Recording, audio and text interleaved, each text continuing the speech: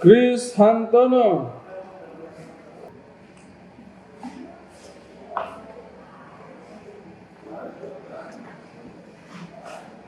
Iya.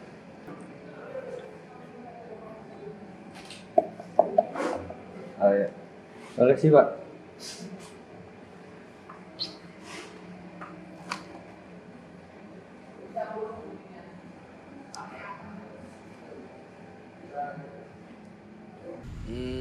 Iya, kalau saya melihat Chris itu sebenarnya saya nggak melihat Chris ya, karena dia suka menyamar di antara papan tulis kami. Tapi kalau dari kita lihat lebih, Chris anaknya cukup rajin, tiba-tiba hilang aja gitu. Ya itulah keunikan dari anak kami Chris. Tapi semoga saja dia cepat sembuh dari penyakitnya. Mungkin anak saya yang satu ini bisa menjelaskan berkaitan soal Chris Hantono. Katanya dia juga salah satu teman baiknya. Monggo nak. Bener. Tadi bapak saya bilang kalau saya teman dekat Chris itu memang benar. Saya gimana ya, sebagai anak pindahan, saya rantau sama bapak saya tadi, Bapak Ian. Dari jauh-jauh, nggak ada kawan di sini kan. Ada nih cerita ketika saya baru pindah. Ketika saya baru pindah, saya bawa banyak sekali barang. Barang bapak saya juga saya yang bawa kan. Barang ibu saya juga yang bawa. Lalu datang teman saya, Chris tadi datang. Dulu saya belum kenal Chris. Dari jauh kan dia lari. Wih bro, kaget kan saya. Jujur saya takut lihat muka Chris, dia agak gimana ya, kayak ya beda gitu, asing. Saya nggak pernah lihat manusia kayak gitu, teman-teman kayak gitu. Tapi ketika saya ketemu Chris ini saya kaget. Dia langsung saut koper saya kan. Dari tampangnya saya lihat, wah ini rampok. Mungkin dia mau begal barang saya kan. Ya, karena saya takut lihat muka Chris, saya lempar barangnya ke dia. Terus dia dengan senyum, dengan bangga tuh bawa koper saya gitu, sambil senyum, ayo bro gitu. Saya pikir lagi kenapa begal ngajak saya gitu loh. Lalu saya mikir terus, mungkin ini teman saya, teman asrama saya. Ini saya, walaupun orang tua saya ikut pindah ke sini kan, ke Jawa sini, saya dimasukkan ke asrama biar katanya saya lebih biar banyak kawan lah di sini gitu. Terus Chris bantu saya bawa barang. Lah sejak saat itu saya mulai berkawan dengan Chris. Jujur saya sakit hati saya ketika mendengar dia jadi kami gitu. Sedih saya. Jadi saya doakan saja semoga teman saya itu dapat kembali pulih dan dapat kembali beraktivitas lagi dengan kami teman-teman yang di asrama ini.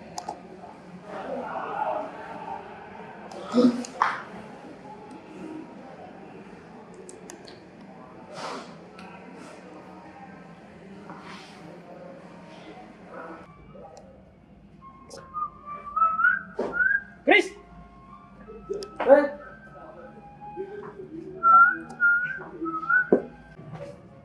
Gimana? Aduh, kecewa. Nilaiku rendah-rendah di bawah KKM. Santai, baru semester. Baru semester Tapi kan- 1 tengah. Tapi kan takut nanti dimarahin sama orang tua aku. Udah. Rahasiakan. Jangan kasih tahu. Santai aja. Nah, gimana kalau gini? Nanti siang lah. Kita belajar bareng. Enggak? Boleh tuh. Boleh kan? Oke. Oke. Oke. Nanti siang ya. Siap. Makasih Tus. Bye. Jadi Chris tuh sahabat baik gua. Waktu itu kita dari SD bareng terus. Kita teman baik dari SD. Itu pokoknya bestie gua banget lah. Waktu sampai seluk-beluk keluarganya gua tahu loh. Dari emaknya nih ya. Emaknya tuh dulu pernah dicurigain sama tetangga gara-gara menang arisan mulu. Kok bisa gitu loh? Arisan yang dikocok tapi emaknya menang terus. Makanya waktu itu emaknya tuh jadi viral di grup WhatsApp tetangga kita.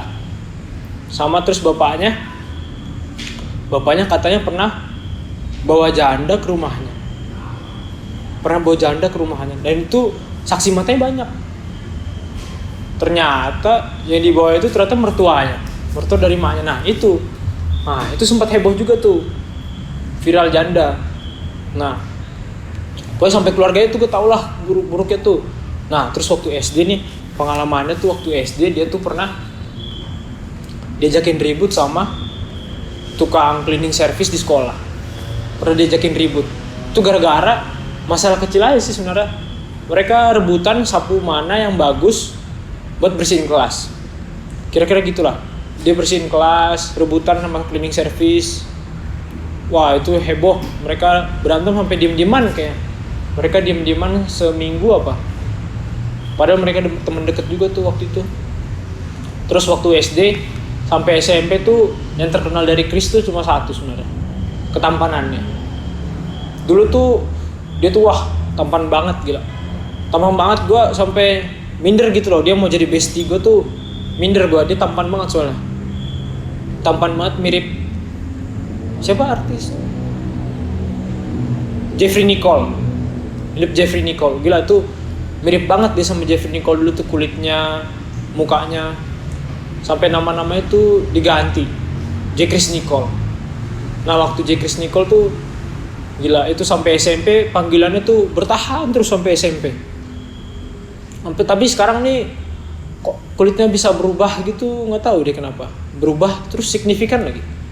Kok sekarang nih J. Chris Nicole kok jadi mirip Buah Salosa ya? Signifikan banget masalahnya. Pokoknya itu masalah kelamnya dia. Nggak pengen dibagi pokoknya. Terus makanya sekarang nih gue cukup sedih ya, dia bisa jadi kambing man. Itu gimana ceritanya bisa jadi kambing tuh, jujur kaget sih. Dulu tuh dia kok bisa apa-apa, sekarang kaya, dikit-dikit kaya. Padahal susah dia, padahal senam lantai tuh. Makanya gue sedih, dia tiba-tiba jadi kambing. Kenapa dari sekian banyak hewan kok dipilih kambing gitu? Ada hewan-hewan yang lebih serem gitu, ada singa, ada landak, mirip dia. Ada lagi banyak hewan lainnya. Kenapa kambing gitu kan? Kesel, nilai rapotku semuanya kecil di bawah rata-rata. Jadi bosan belajar. Nilai apa aja emang? Nilai IPA aku rendah. Mana? IPA biologi. Terus fisika apalagi 40. Jadi bosan belajar, pengen ke perpus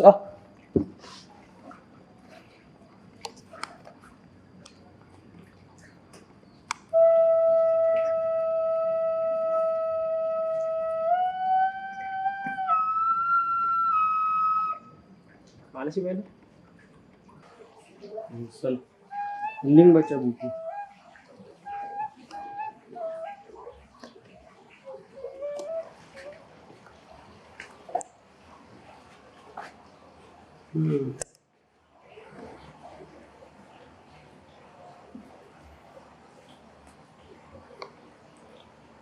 Press for all of you.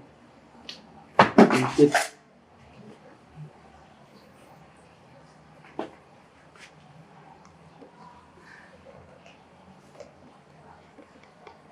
Wah, menarik nih.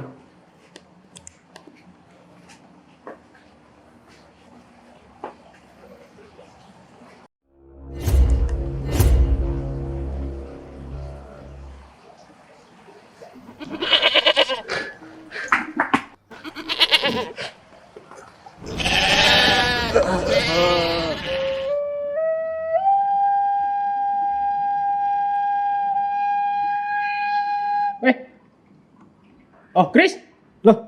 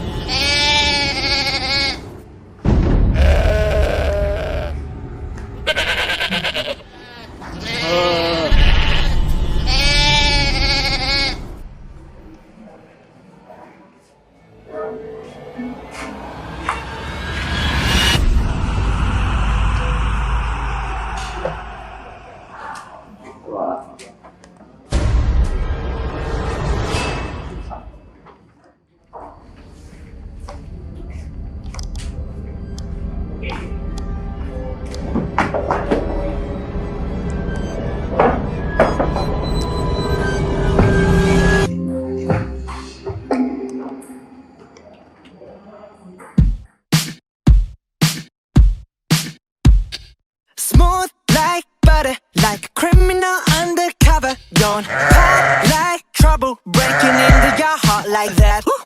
Cool shade stunner, yeah, owe it all to my mother. Oh, gini om, Chris. Oh, tahu saya ini panglima asrama ya. Saya itu kenal semuanya. Saya kenal semua rahasia-rahasia asrama. Kau tahu kan om? Bapak guru itu yang namanya Ian itu. Ngaku-ngaku anaknya namanya Iko. Itu anak Roh Kudus om. Ngeri. Terus ini om ya. Aku nih panglima angkatan, nggak takut sama siapa aja. Pernah dulu waktu itu aku temu badannya gede. Kalau tawuran baunya gear, bakar Astrea. Nggak takut saya. Maju saya. Nah, tapi nih om, tadi tuh saya lagi main komputer. Saya lihat lagi kan, pacar saya cantiknya, ada sana di situ, Jiot, Mina, cantiknya. Tapi tiba-tiba, ada dia datang tiba-tiba nih, ditarik saya, jatuh. Situ saya nggak berani sudah, seremnya ya. Saya nggak kenal lagi siapa itu, serem, hitam gitu. Ya, gue kakak kelasnya Chris dan sepenglihatan gue selama ini dia tuh sering banget dipalak gitu sama teman-teman gue gitu. Karena dia makanya saking sering dipalak dia pakai baju sini ada scan barcode GoPay gitu. Jadi kalau kita butuh duit kita tinggal nge-scan dia aja gitu.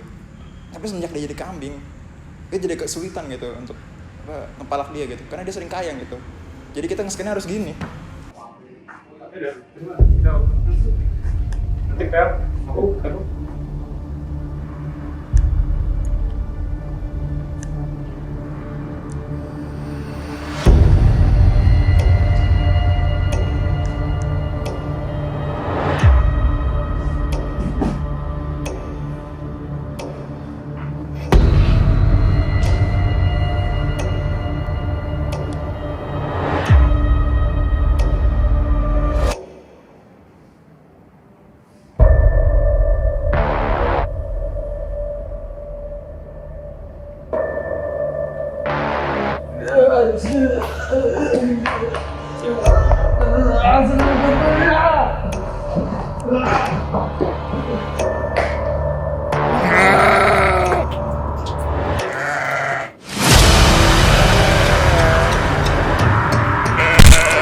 Ya, jujur saya sendiri bingung dengan kejadian pada sore hari itu.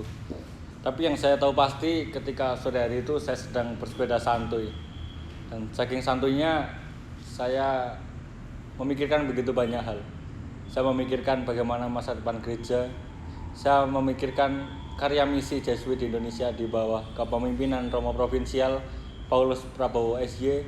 Saya juga memikirkan bagaimana kehidupan di dunia ini apabila tanpa kejahatan. Tapi sayangnya saya justru menjadi representasi dari kejahatan itu sendiri. Dimana pada saat sore itu saya tiba-tiba ada seseorang yang berlari menyerupai kambing dan saya menabrak seseorang tersebut. Andai ketika itu saya memakai sepeda BMX, pasti saya bisa langsung freestyle. Atau pakai sepeda fiksi, pasti saya bisa langsung mundur. Hah? Wibi!